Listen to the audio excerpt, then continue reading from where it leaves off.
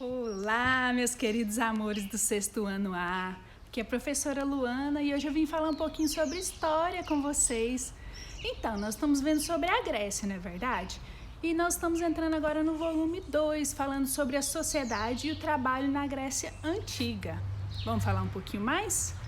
Então, no começo ali da história da Grécia Antiga, a principal forma de organização social e política da Grécia eram os gênos, que eram comunidades formadas por um grupo familiar. Eles eram descendentes de um mesmo antepassado, era comum, né? Nesse período, a terra era comunitária e toda a família trabalhava em atividades como pastoreio de cabras, bois, porcos, asnos, no cultivo de trigo, oliveira e também na vinha. Os gregos produziam tecidos como lã e linho e eles fabricavam também vários produtos artesanais, como vasos, copos e até peças em cerâmicas. Povo grego esperto, né? Eles produziam também armas, ferramentas e vários equipamentos agrícolas. Esses produtos eles eram usados por todos os membros dos gêneros, no dia a dia da vida deles mesmo ali. E aquilo que sobrava, que era excedente, eles vendiam a outros povos. Todos os membros da família que viviam nos gêneros, eles seguiam as orientações do pater. Quem que era o pater? Era um líder que exercia os poderes sobre a administração ali, sobre a religião dele, sobre a política e também nas decisões militares. O pater era quem tomava todas as decisões com base na justiça, distribuía também as tarefas entre os membros ali do gênero. Mas com o passar do tempo, né, em torno desse pater foi formando um grupo de pessoas que detinham alguns privilégios, como a posse de terras, isso a partir do século 8 a.C.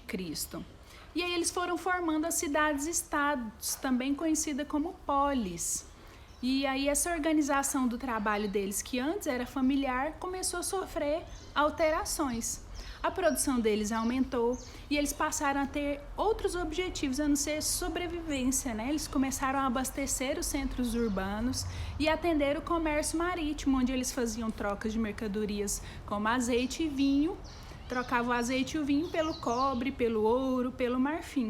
Na Grécia Antiga, a aristocracia acreditava que as pessoas que se dedicavam ao trabalho manual ocupavam muito tempo e perdia tempo com isso, né? Então eles atribuíam essas pessoas do artesanato uma menor importância na sociedade.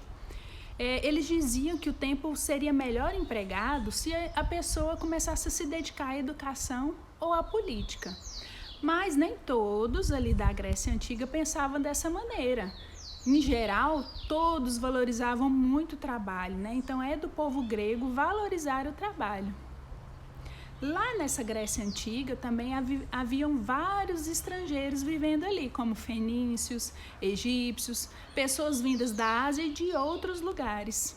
Eles se dedicavam às mais variadas atividades, como artesanato, artes plásticas, medicina e até a filosofia. Participavam do comércio, que proporcionava a eles uma condição de vida até razoável, que permitia eles, mas não permitia eles participarem das decisões, né, das tomadas da cidade, das decisões políticas.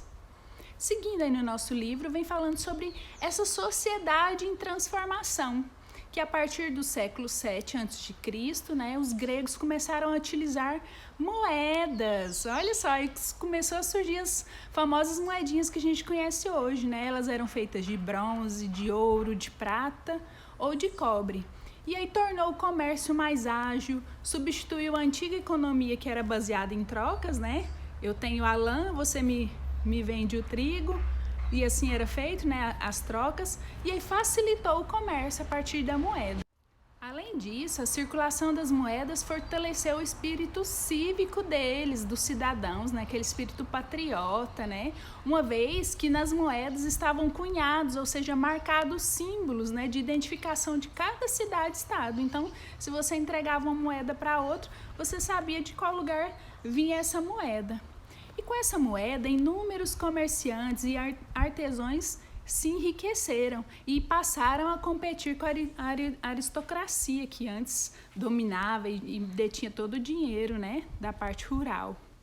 E aí a aristocracia começou a perder sua importância e sua influência. Então, esses aristocratas, né, que viviam da terra, começaram a ter suas vidas modificadas e alguns passaram a ter condições inferiores a esses comerciantes e artesãos. E aí o que aconteceu? Essa transformação política e econômica acentuou os conflitos, né, e a rivalidade que existia entre as cidades e estados, né, pois cada um queria ser mais forte que o outro, né, queria ter mais poder, né, mais moedas do que o outro. Então, pessoal, nessa aula a gente fez essa introdução aí falando sobre essa sociedade grega, né? O comecinho aí sobre os escravizados, sobre os estrangeiros dessa época. Espero ter contribuído para o estudo de vocês. Façam as atividades, tá bom? E bons estudos. Um beijo e até a próxima aula.